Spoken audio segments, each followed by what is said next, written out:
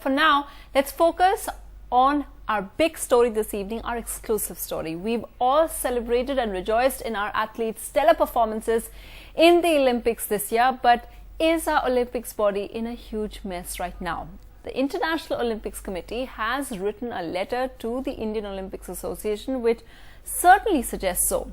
They reprimanded the Indian body for not taking any action against CBI accused Suresh Kalmadi, and India now has to accept the humiliation of having observers for their internal deliberations. NDTV's Rahul Srivastav is the one who has that exclusive story. Rahul, tell us about this letter whose copy you have, which was written from the International Olympic Committee.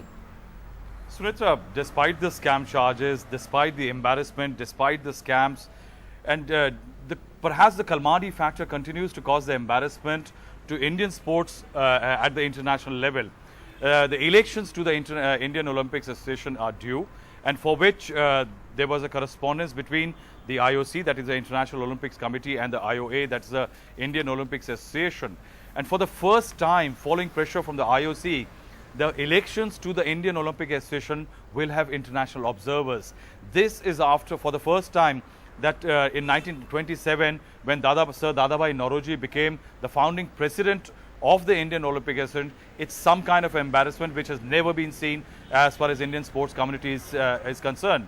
What has happened that Mr. Vijay Kumar Malhotra, who is the acting president, in reply to a request from IOC that international observers need to be sent, there needs to be some amount of clarity as far as the functioning of the IOA is concerned. He wrote a letter back that we are the sports body of the largest democracy in the world, and why should we be singled out?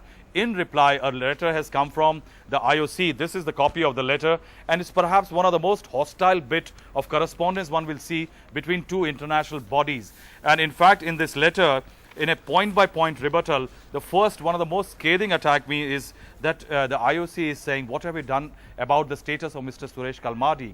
What the IOC has also questioned is that there is nothing called smooth and normal functioning as far as the IOA is concerned. How can the IOA actually challenge the rights of the IOC to look and perhaps scrutinize the functioning of a national Olympics body when it is the IOC, that is the Olympics Committee, endorses the Olympics body of a country, and that's how it enjoys the status. And it is perhaps because of that scathing attack, India has perhaps for the first time agreed to have international observers. Rahul, how do they explain, when you contacted them, how does VK Malhotra, who has received this letter, explain why they haven't taken action against somebody who's been in jail and has been charge sheeted by the CBI? Sunitra, there have been a lot of talk about what the sports ministry also has been trying to do, perhaps to remove the cartel-like stronghold certain people and certain individuals have over the sports bodies, like introduction of age limits and others was one of the few. In fact, the International Olympic Association, Indian Olympic Association, is going in for more friction. It is saying that the sports bill does not have a statutory status, so we are going to challenge these radical improvements which have been suggested by the sports ministry in a court on the 15th of October. What is important to see is the kind of hold these people have. Suresh Kalmadi has been president of the IOA since 1996. Mr. Randhir Singh has been the general secretary since 1987.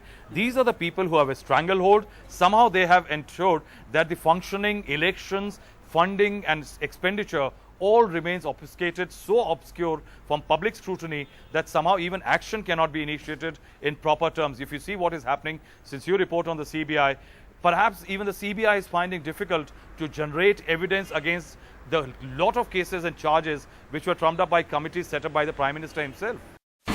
India's #1 news app just got even better. Download NDTV's new app. Fully optimized for retina display, full screen view, faster response time, and Sudoku. NDTV's new iPad app. Download now.